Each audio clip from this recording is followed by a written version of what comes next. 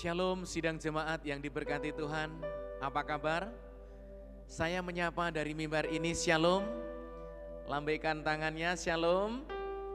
Shalom dan Tuhan memberkati. Bapak Ibu sekalian yang saya kasih dalam Tuhan, tidak terasa kita sudah tiba kepada minggu yang terakhir ya, pada tanggal 26 April ini. Tidak terasa, cukup lama kita tidak berjumpa bersama-sama dalam ibadah di sebuah ruangan. Tapi tidak mengurangi hadirat Allah untuk kita dapat meninggikan dan mempermuliakan namanya. Sebelum kita masuk di dalam ibadah, mari kita mengambil sikap dan mengambil waktu saat teduh. Dan saya akan membacakan kebenaran firman Tuhan pagi ini yang saya ambil dari Mazmur 27 ya. Mazmur 27 ayat yang keempat sampai dengan ayat yang keenam. Mazmur 27 ayat keempat sampai dengan ayat yang keenam. Di bawah perikop aman dalam perlindungan Tuhan. Saya akan membacakan Bapak Ibu sekalian ya. Ayat 4 berbunyi, satu hal telah kuminta kepada Tuhan, itulah yang kuingini, diam di rumah Tuhan seumur hidupku, menyaksikan kemurahan Tuhan dan menikmati bait-Nya. Sebab Ia melindungi aku dalam pondok-Nya pada waktu bahaya. Ia menyembunyikan aku dalam persembunyian di kemah-Nya. Ia mengangkat aku ke atas gunung batu. Maka sekarang tegaklah kepalaku mengatasi musuhku sekeliling aku. Dalam kemah-Nya aku mau mempersembahkan kurban dengan sorak-sorai. Aku mau menyanyi dan bermazmur bagi Tuhan. Kita tunduk kepala dan kita menghadap Tuhan di dalam doa. Mari kita berdoa. Bapa kami dalam surga, dimuliakanlah nama-Mu ya Tuhan. Kami mengucap syukur karena kami boleh beribadah bersama-sama, mengikuti ibadah di rumah kami masing-masing secara live streaming. Kami bersyukur ya Tuhan karena Tuhan terus memberikan kami kesempatan dan kesehatan hingga pagi ini. Mohon Tuhan mempersiapkan setiap hati dan jiwa kami, agar kami memanfaatkan waktu yang singkat ini untuk memuji mempermuliakan nama-Mu, mendengarkan suara-Mu melalui kebenaran firman Tuhan yang disampaikan oleh hamba-Mu. Kami menyerahkan seluruh penata layanan, kami menyerahkan seluruh sidang jemaat dan seluruh pemirsa, baik di kota Palembang, di Indonesia maupun di luar negeri, siapapun yang menyaksikan siaran ibadah secara live streaming ini, kiranya Tuhan memberkati. Kami menyerahkan waktu ini sepenuhnya Bapa, dari awal hingga akhir ke dalam tangan-Mu, di dalam nama Yesus. Kami mengucap syukur dan berdoa. Haleluya. Amin. Selamat beribadah dan Tuhan Yesus memberkati.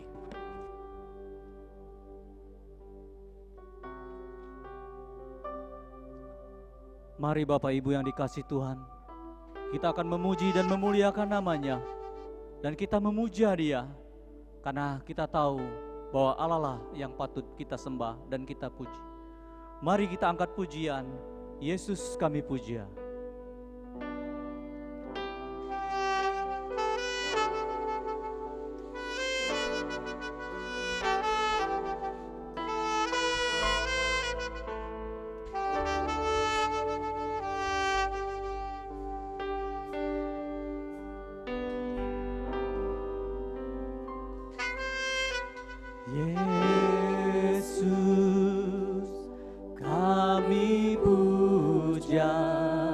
Kami sembah sebagai Raja, kami sembah sebagai Raja, berdiri di tengah kami, di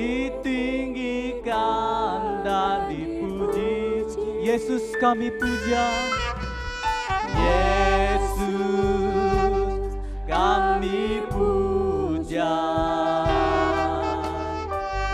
kami sembah sebagai Raja. Berdiri di tengah kami, berdiri di tengah kami, ditinggikan dan dipuji, tinggikan dan dipuji, sembah dan puji, sembah dan puji, penuhi tatamu. Amin, haleluya. Sembah dan puji, penuhi tatamu. Haleluya. Sembah dan puji, penuhi tatamu. Yesus Tuhan adalah Raja.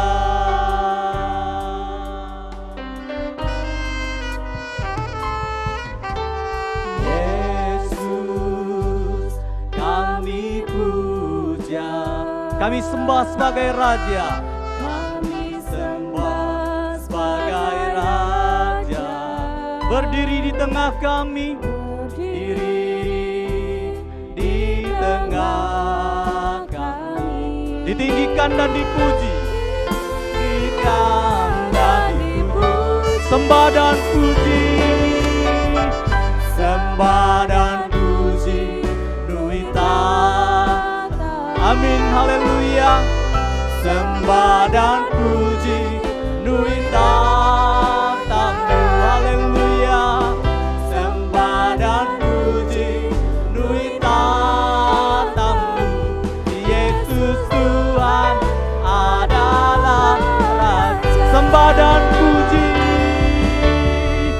sembah dan puji, penuhi tatamu. Haleluya, amin. Sembah dan puji, penuhi tatamu. Haleluya. Sembah dan puji, penuhi tatamu. Yesus Tuhan adalah sembah dan puji, sembah dan puji, penuhi tatamu. Haleluya. Sembah dan puji, penuhi tatamu. Sembah dan puji, penuhi tatamu. Yesus Tuhan adalah Raja. Yesus Tuhan adalah Raja. Yesus Tuhan adalah Raja. Yesus Tuhan adalah Raja. Yesus Tuhan adalah Raja.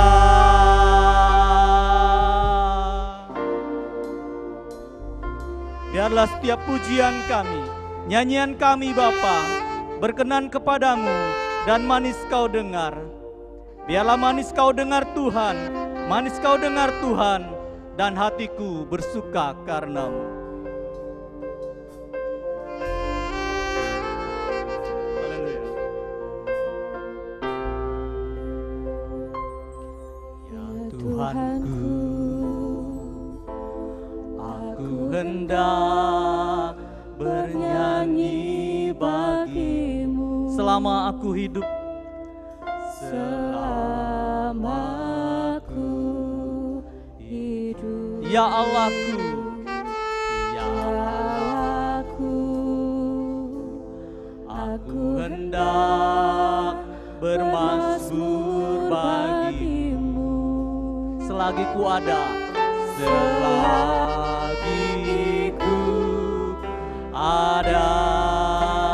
Inilah yang ku renungkan, inilah yang ku renungkan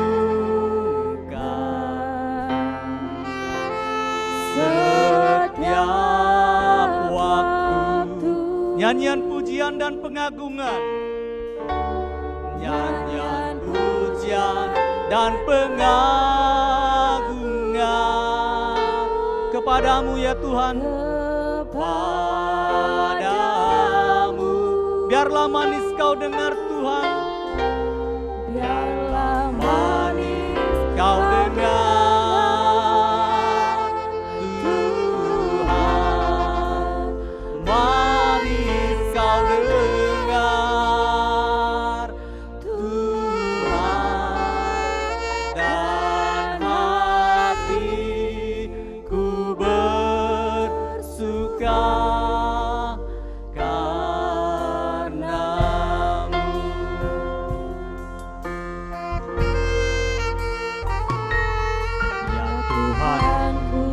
Aku hendak bernyanyi bagimu. Aku hendak bernyanyi bagimu selama aku hidup. Ya Allahku, Ya Allahku, aku hendak bermazmur bagimu. aku hendak bermazmur bagimu Selagi ku ada, selagi ku ada. inilah yang ku renungkan. Inilah yang ku renungkan. Setiap waktu ya Tuhan, setiap waktu. Nyanyian pujian dan pengagungan, nyanyian pujian dan pengagungan.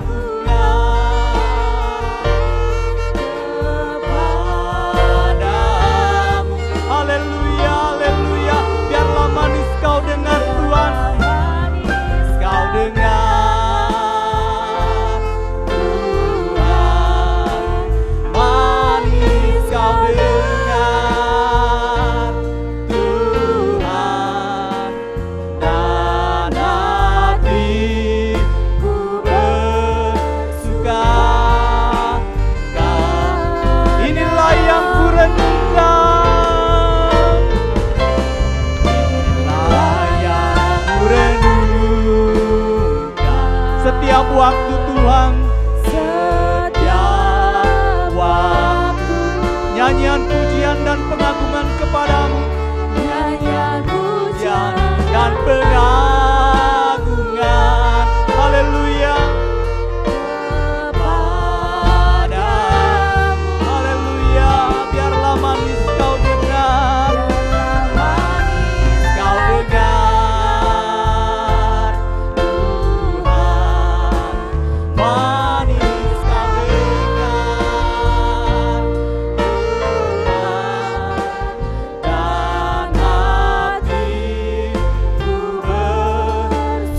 dan hatiku bersuka, dan hatiku bersuka. dan hatiku bersuka.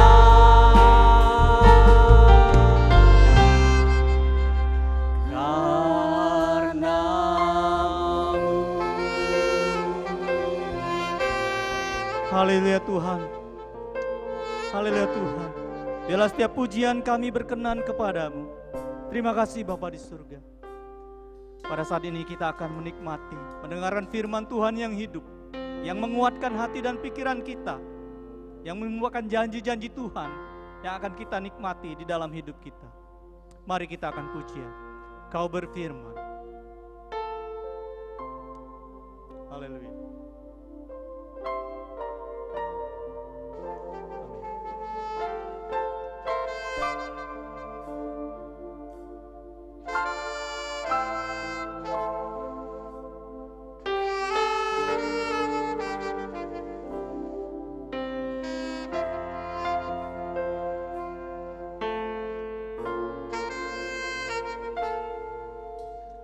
Apapun yang terjadi dalam hidupku ini, tak pernah ku ragukan kasih-Mu Tuhan. Lewat gunung yang tinggi, dalam lembah yang curam, tak pernah ku ragukan janji-Mu. Apapun yang terjadi, apapun yang terjadi dalam kehidupanku ini, Dalam hidupku ini tak pernah ku ragukan janji-Mu Tuhan. Lewat gunung yang tinggi, dalam lembah yang curam, tak pernah ku ragukan janji-Mu. Kau berfirman, Kau berfirman dan sembuhkanku. Kau bersabda, bersabda dan selamatkanku. Tiada yang mustahil bagimu, Yesus, ku percaya padamu. Kau berfirman dan sembuhkanku. Kau bersabda dan selamatkanku. Tiada yang mustahil bagimu, Yesus, ku percaya padamu. Yesus, ku percaya padamu. Yesus, ku percaya padamu. Yesus, ku percaya. Yesus, ku percaya padamu.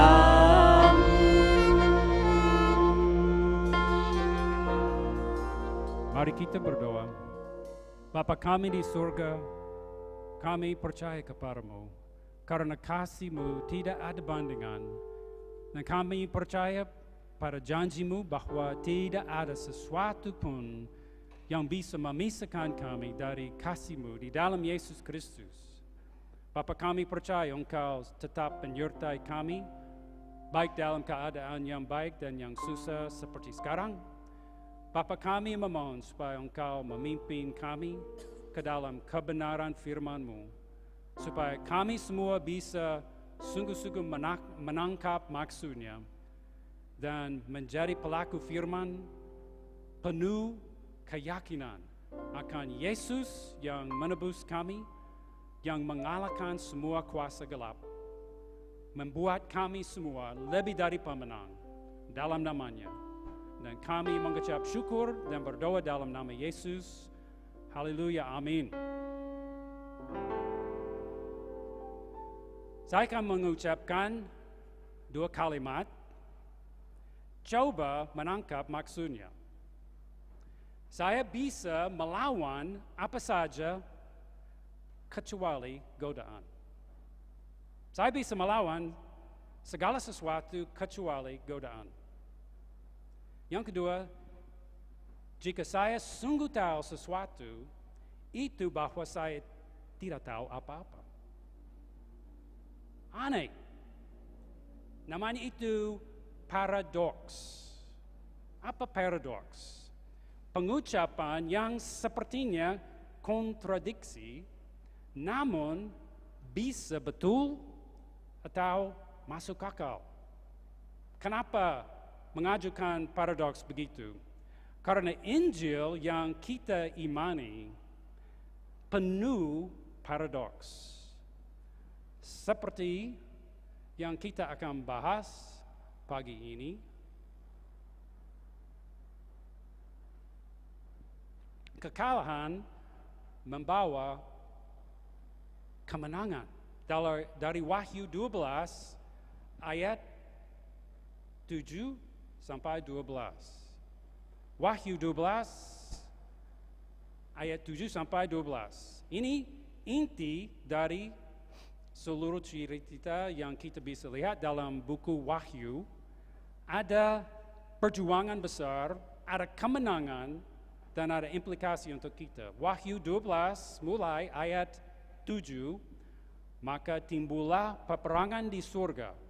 Mikael dan malaikat-malaikatnya berperang melawan naga itu, dan naga itu dibantu oleh malaikat-malaikatnya. Tetapi mereka tidak dapat bertahan. Mereka tidak mendapat tempat lagi di surga.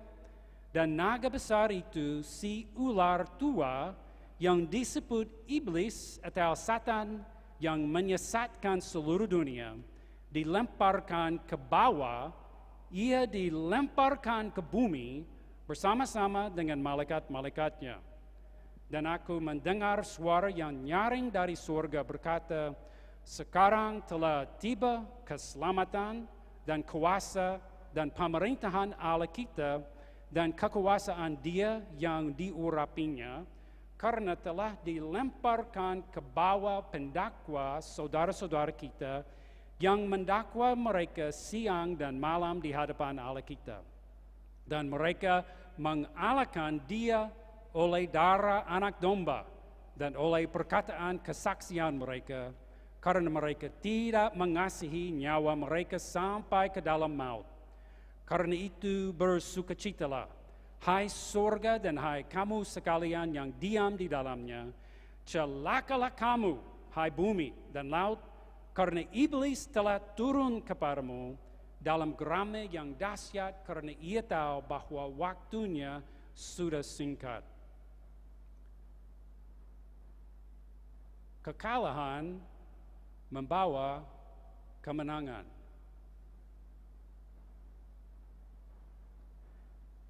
Ini cerita inti dari pasal 12 ini, tetapi gambaran besar ada perjuangan besar yang jahat melawan yang baik, dan kita melihat sang anak dari perempuan yang lahir, dia membawa kemenangan, digambarkan oleh Mikael dan malaikat-malaikatnya yang berperang melawan iblis, si naga dan malaikatnya, sehingga iblis dibuang dari surga dan dia berjuang melawan orang percaya, seluruh keturunan dari si perempuan. Poin yang pertama, peperangan yang besar kita lihat ayat 7-8 itu. Ini peperangan yang terus berlangsung sejak dulu. Yang baik melawan yang jahat. Good versus evil. Salah satu tema dalam banyak sastra sudah lama. Banyak cerita, banyak film selalu menampilkan yang baik mengalahkan atau melawan yang jahat. Dan semua yang menontonnya, mendengarnya, membacanya berharap yang baik akan menang. Salah satu contoh dalam film, Batman. Batman harus mengalahkan sosok yang jahat. Tetapi dari awal harus kita bertanya, siapa boleh menentukan apa yang baik? Ini mengembalikan kita kepada Kejadian 3. Waktu setelah Allah menciptakan langit dan bumi, dan manusia pertama di dalam Taman Eden dicobai oleh siapa? Si ular tua.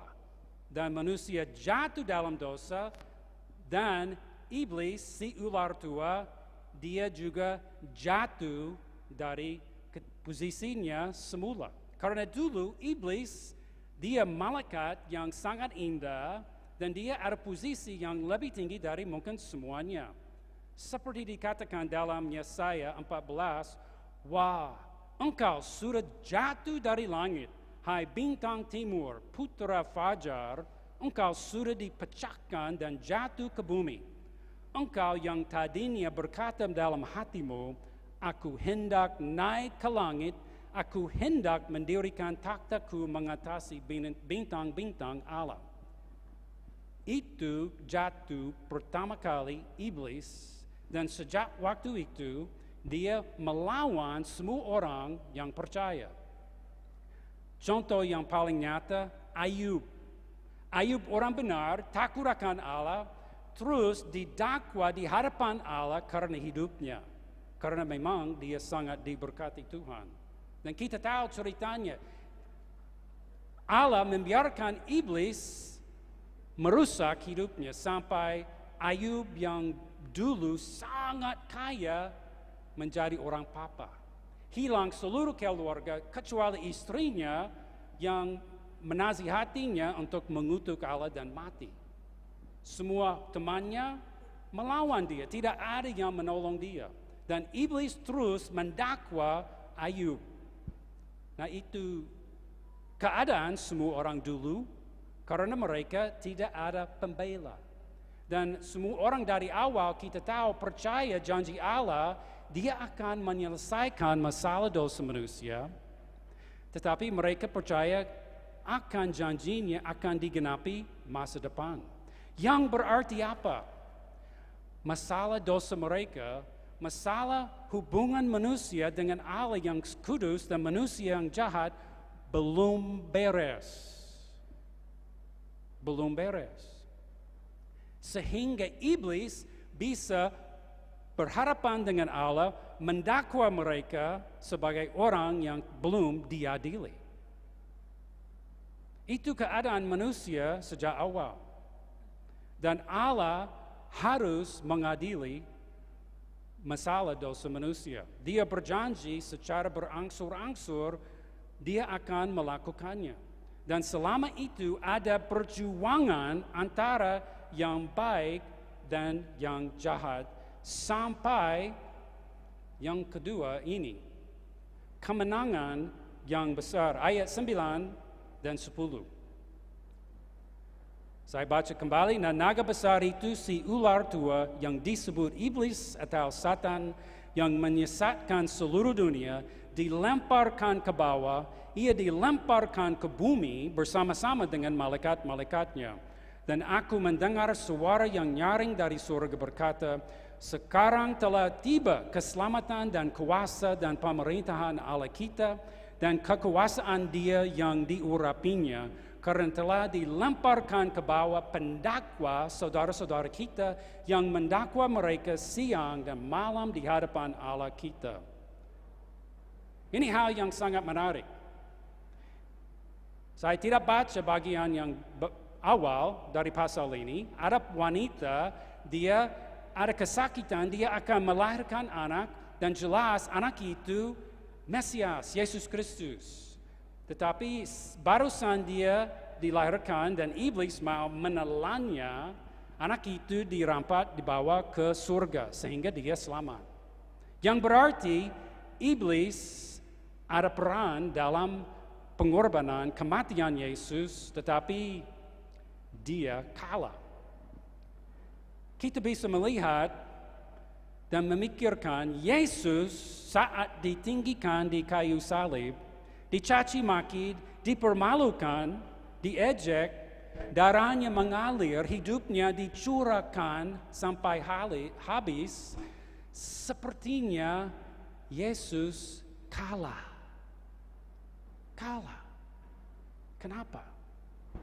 Karena dia menyerahkan dirinya dengan sukarela, menjadi anak domba yang menghapus dosa dunia. Itu paradoks, karena justru dalam kematiannya, justru waktu dia ditinggikan, saat sangat dipermalukan.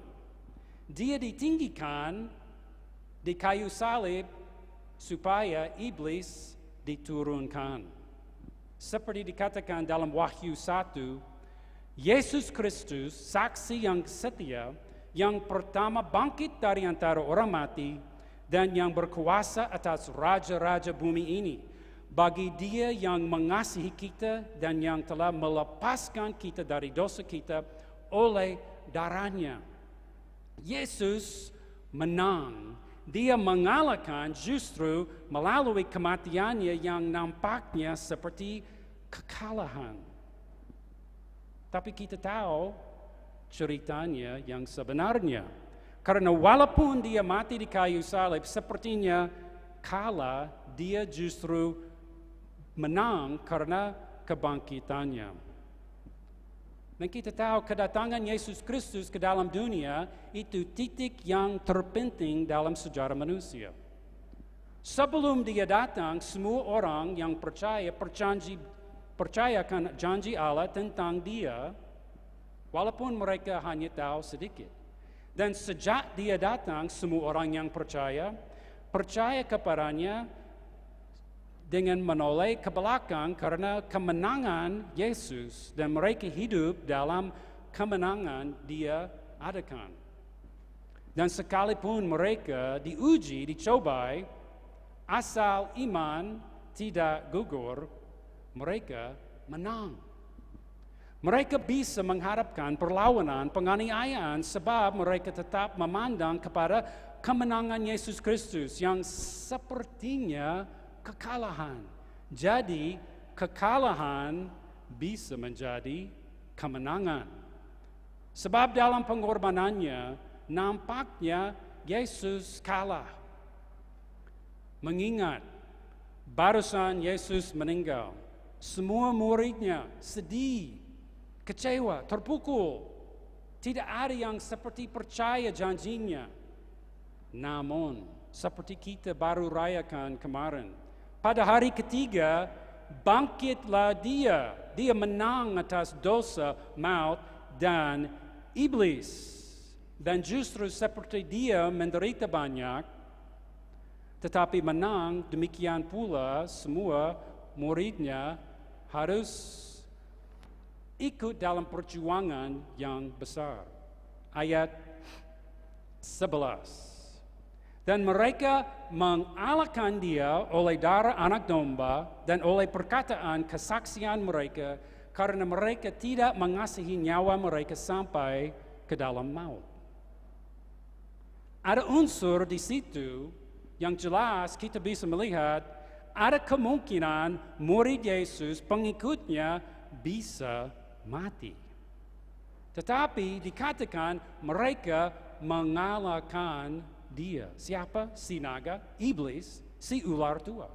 Bisa kita mengalahkan dia justru melalui kematian, karena mati karena tidak mau mundur dari pengakuan dan pemberitaan kesaksian terhadap Yesus.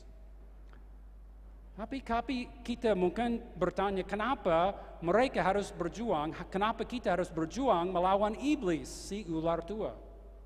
Seperti kita kata tadi, walaupun iblis dulu jatuh dan kemudian setelah Yesus mati dan bangkit, dia jatuh lagi, dia sungguh kalah, dia dibuang dari surga ke bumi. Dan dia masih berkeliaran di bumi ini dan menyerang, mencobai orang yang percaya, yaitu keturunan si perempuan yang sama dengan pengikut Yesus Kristus. Dia justru memerangi keturunan dari si perempuan. Mari kita lihat ayat 17. Maka marahlah naga itu kepada perempuan itu, lalu pergi memerangi keturunannya yang lain yang menuruti hukum-hukum Allah dan memiliki kesaksian Yesus. Sedikit berbeda tapi mirip sekali dengan apa yang kita baca dalam ayat 11. Mereka mengalahkan dia oleh darah anak domba dan oleh perkataan kesaksian mereka, dan mereka tidak mengasihi nyawa mereka sampai ke dalam maut. Iblis marah. Dia tahu waktunya sudah singkat. Dia sudah dihukum. Dan dia terus memerangi keturunan wanita, yaitu semua pengikut Yesus Kristus. Iblis berperan dalam kematian Yesus, tetapi harapannya lenyap. Sebab seperti kita lihat dalam kematian Yesus, apa yang nampak sebagai kekalahan justru membawa kemenangan. Kemenangan dari pihak Allah kepada semua orang yang percaya kepada Yesus. Oleh karena itu, iblis dihukum, dilemparkan dari surga, tak bisa mendakwa orang percaya lagi. Ini penting kita melihat sepertinya iblis terus-menerus mendakwa orang yang percaya. Itu dulu. Sekarang tidak lagi. Bagaimana kita bisa mengatakan dia tidak bisa mendakwa kita lagi? Janji Allah Roma 8, tidak ada penghukuman lagi bagi mereka yang ada di dalam Yesus Kristus. Maka oleh karena iblis kalah, marahlah dia. Dia tidak bisa mendakwa lagi. Tidak bisa. Jadi dia, melalui dia, kita terus dicobai. Namun Allah tetap Maha Kuasa. Allah tidak membiarkan sesuatu terjadi di luar kehendaknya. Semuanya di bawah kuasanya. Kita harus terus dicobai supaya membuktikan iman kita sungguh-sungguh dan kita layak hidup sebagai hambanya sampai kita naik ke surga nanti. Ada perusahaan Amerika yang cukup dikenal, Boeing, pembuat pesawat. Sekarang mereka ada pesawat baru sedang diuji coba. Saya pernah lihat video di internet. Menarik. Sebenarnya itu model pesawat 777, tapi model baru, B777X.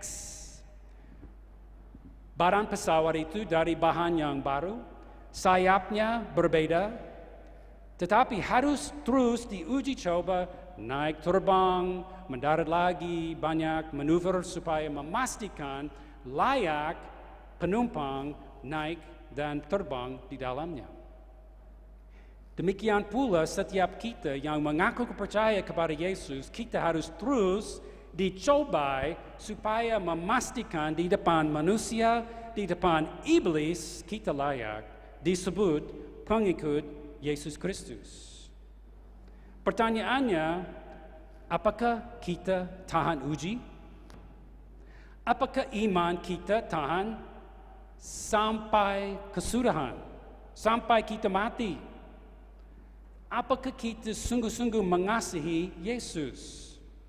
Termasuk pula selama wabah coronavirus ini. Apakah kita mengasihi Yesus lebih dari keamanan, lebih dari kesehatan? Malah, apakah kita mengasihi Yesus lebih dari hidup kita sendiri? Seperti diceritakan mengenai orang dalam pasal ini. Kita akan terus dicobai, baik dalam krisis ini maupun dengan pencobaan yang pasti datang kemudian. Namun pertanyaannya, bagaimana kita bisa tahan uji ini sampai kesudahan dan menang seperti Yesus? Hanya 3 hal yang kita pikirkan pagi ini. Yang pertama, harapkanlah berbagai macam pencobaan, kesusahan akan datang. Pasti dalam waktu dekat atau lama kita pasti akan dicobai. Kenapa? Karena iblis terus menyerang. Kita hidup dalam dunia masih dikuasai oleh dosa dan kita belum disempurnakan.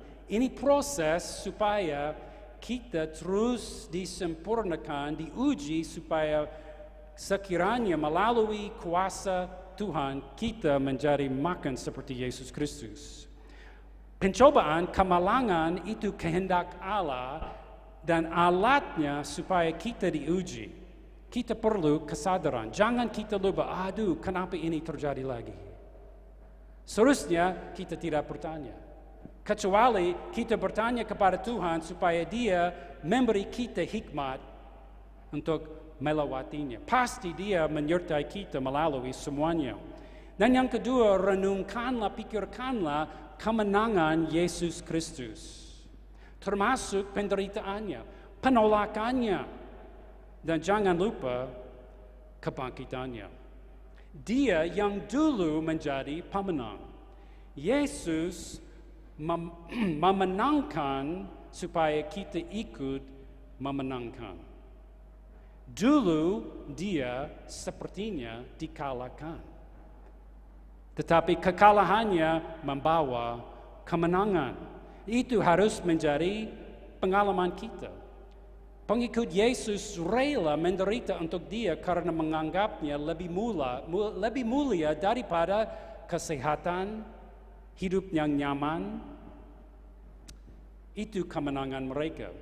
Dan pasti yang ketiga, kita harus berdoa terus, tak henti-hentinya supaya iman kita tetap terarah kepada Yesus Kristus dan supaya hati kita jangan digoda oleh kenikmatan dunia ini.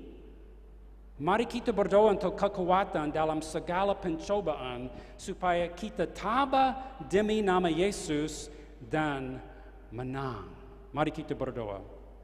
Bapa kami di surga, kami bersyukur Engkau mengalahkan iblis, dosa dan maut, supaya kami bisa ikut dalam kemenangan Yesus Kristus. Bapa kami, orang lemah, bisa merasa banyak kecemasan dalam masa ini, apalagi kalau kita harus hadapi pencobaan yang lebih berat lagi. Bapa kami berdoa supaya Engkau tetap menyertai kami, memberi kami kekuatan untuk menghadapi apapun yang bisa terjadi, serangan apapun dari iblis. Dan Bapa kami memohon supaya Engkau melakukan hal yang luar biasa, supaya dalam kelemahan kami, Engkau tetap menang. Dan Yesus akan ditinggikan, sehingga kami bersukacita. Dalam nama Yesus, kami berdoa dan bersyukur. Amin.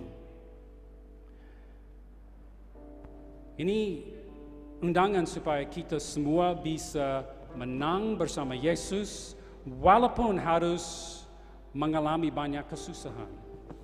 Ini supaya iman kita bisa diuji dan kita akan bersorak-sorai karena Yesus menang melalui kita, orang yang lemah.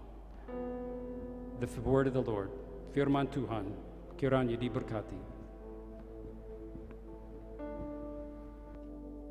Kita tahu bahwa penyertaan sempurna, rancangan Tuhan penuh damai, aman dan sejahtera, walau di tengah badai. Mari kita angkat pujian, arti kehadiran.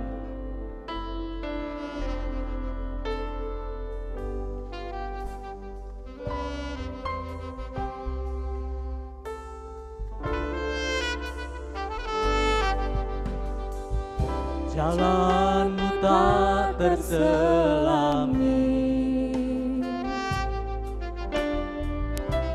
oleh setiap hati kami,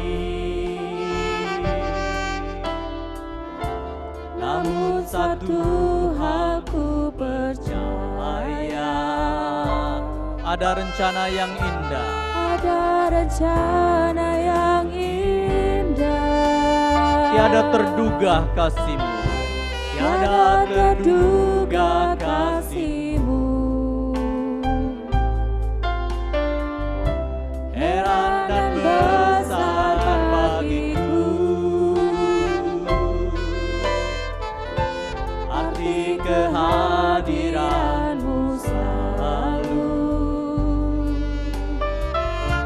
nyata di dalam hidup. Penyertaan-Mu sempurna, penyertaan-Mu sempurna, rancangan-Mu penuh damai, aman dan sejahtera, walau di tengah badai.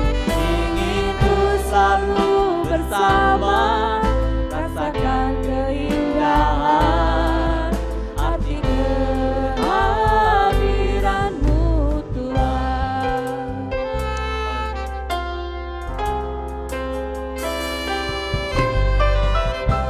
Jalan-Mu tak terselami oleh setiap hati kami,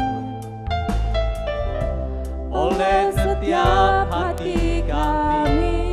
Namun satu hal ku percaya, Namun satu hal ku percaya, ada rencana yang indah Tuhan, ada rencana yang indah, tiada terduga kasih-Mu, tiada terduga kasih-Mu. Heran dan besar bagiku, heran dan besar bagiku arti kehadiran-Mu selalu nyata di dalam hidup. penyertaan-Mu sempurna, penyertaan-Mu sempurna, rancangan-Mu penuh damai, aman dan sejahtera, walau di tengah badai. Ingin ku selalu bersama, rasakan keindahan arti Kehadiran-Mu, penyertaan-Mu sempurna, penyertaan-Mu sempurna, rancangan-Mu penuh damai, aman dan sejahtera, dan sejahtera, walau di tengah badai. Ingin ku selalu bersama, rasakan keindahan arti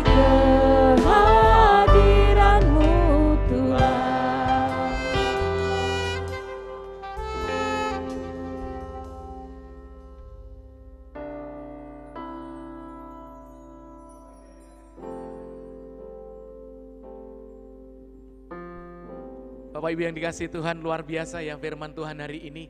Kita dikuatkan, amin. Amin. Ya, Yesus nampaknya kalah di atas kayu salib, tetapi itu adalah kemenangan karena dia bangkit 3 hari setelah kematian. Saudara, kalau kita berbicara mengenai ujian dan pencobaan, kita tidak akan pernah terlepas dari itu. Karena selama kita masih hidup, kita akan tetap akan mengalami itu. Tetapi bagaimana kita mengalahkannya? Yaitu jika kita mengalahkan kejahatan dengan kebaikan, kita akan mengalami kemenangan. Mari kita melihat beberapa warta gereja hari ini. Ya, Bapak Ibu yang dikasihi Tuhan, minggu depan tanggal 3 Mei kita masih akan tetap mengadakan ibadah secara live streaming. Dan atas nama tim pastoral mengucapkan banyak terima kasih untuk sidang jemaat yang boleh ambil bagian di dalam peduli kasih atau peduli sosial COVID-19. Tuhan Yesus memberkati. Sidang jemaat dan simpatisan serta para pemirsa, jika Bapak Ibu ingin memberikan persembahan, silahkan Bapak Ibu bisa, sidang jemaat bisa mengumpulkan di amplop di rumah masing-masing boleh, kemudian bisa transfer ke nomor rekening yang ada di layar ya, di nomor rekening BC, atau mungkin bisa transaksi persembahan saudara dan persepuluhan saudara melalui kode barcode ya, QRIS ya, di Bank BCA ya. Silakan Bapak Ibu bisa menyampaikan itu dan nanti akan dibagikan transaksi videonya kepada Bapak Ibu sekalian melalui WA. Diberitahukan kepada segenap jemaat bahwa kantor kita tetap buka jam 8 sampai jam 12 ya. Bagi yang mau memberikan persembahan bisa disampaikan ke kantor sekretariat gereja ya. Sebagai gembala sidang, saya terus menghimbau Bapak Ibu sekalian untuk terus membangun misbah doa di keluarga masing-masing. Jam 9 malam ya, setiap 9 malam pokok-pokok doa telah disiapkan oleh tim pastoral. Jadi Bapak Ibu bisa berdoa bersama-sama. Dan dalam minggu ini saya akan mengucapkan selamat ulang tahun ya. Yang pertama tanggal 26 kepada Saudara Michael Dwi Kuncoro Jati, dan tanggal 27 Ibu Esther Restia Indah Ningrum, tanggal 28 April Bapak Subianto ya, tanggal 30 April Ibu Justina Maria Yorena, dan tanggal 2 Mei Saudari Pipin Teja. Semua saudara-saudara kita yang berulang tahun, saya mengucapkan selamat ulang tahun, panjang umur dan Tuhan memberkati. Mari kita bersama-sama, kita akan tunduk kepala, kita akan berdoa syafaat, dan kita akan akhiri sekalian doa kita pada pagi ini. Ibadah kita akan kita akhiri dalam doa. Kita tunduk kepala dan berdoa. Bapa kami dalam surga, kami mengucap syukur ya Tuhan, karena Engkau boleh izinkan kami diberikan kesehatan dan mengikuti ibadah secara live streaming pagi ini. Terima kasih untuk hamba-Mu Pendeta Steve yang boleh menabur kebenaran firman. Biarlah di tengah-tengah pergumulan hidup, di tengah-tengah masa sulit, di tengah-tengah COVID-19 yang menakutkan, yang mengancam nyawa manusia, kami boleh diteguhkan kembali melalui firman yang disampaikan oleh hamba-Mu Bapa. Bapa, kami percaya iblis tidak akan pernah mau tinggal diam. Dia akan terus mencobai kami. Tetapi kami percaya kami punya kekuatan di dalam Yesus. Kuatkan dan teguhkan iman kami ya Bapa. Tambah-tambahkan iman kami ya Tuhan, agar kami mampu melewati persoalan demi persoalan. Kami mampu melewati tantangan di tantangan. Kami mampu melewati ujian demi ujian, karena kami percaya kami tidak berjalan sendiri. Kami percaya bahwa tangan-Mu memegang setiap hidup kami dan menuntun kami menuju kepada kemenangan. Berkatilah seluruh sidang jemaat-Mu.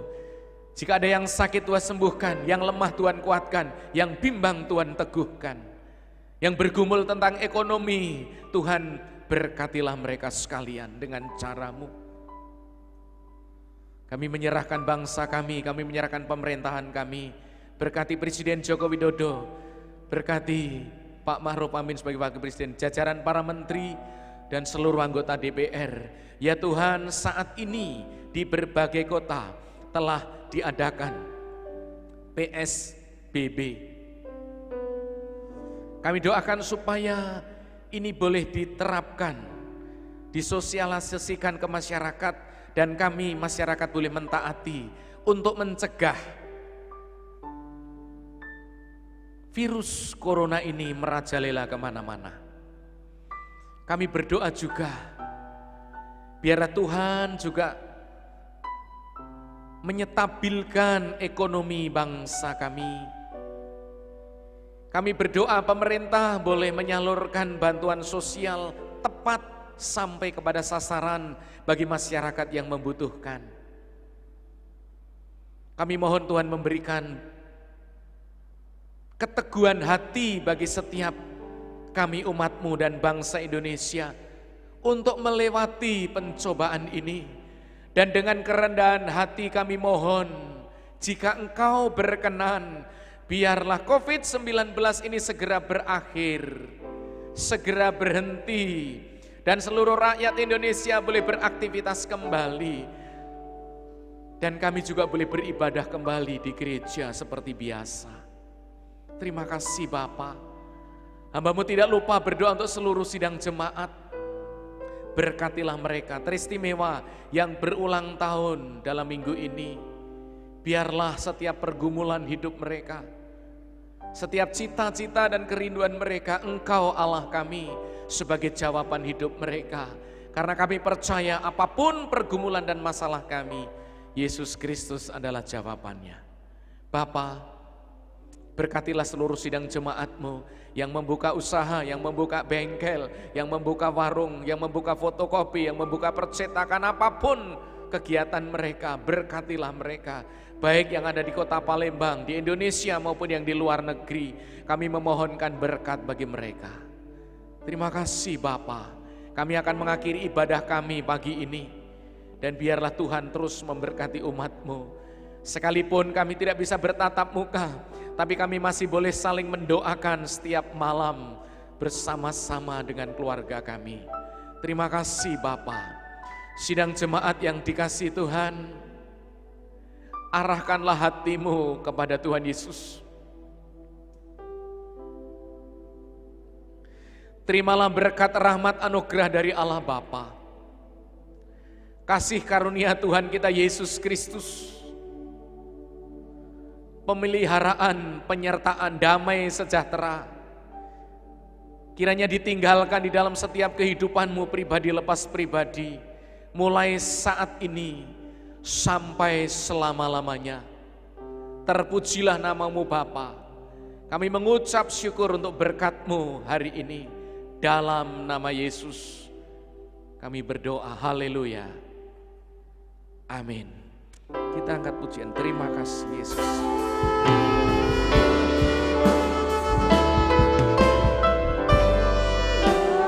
Kasih Yesusku, buat anugerah yang Kau beri setiap hari ini. Tuhan adakan syukur bagimu. Terima kasih Yesusku,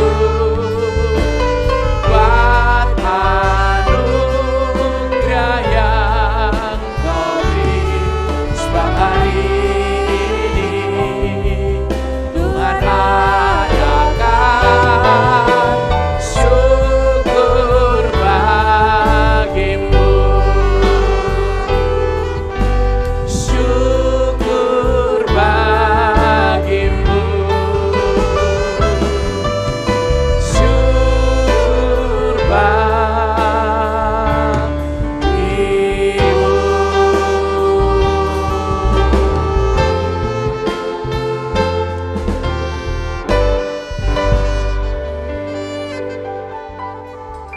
Sidang jemaat Bapak Ibu sekalian, pemirsa, silakan bersaat teduh dan Tuhan Yesus memberkati.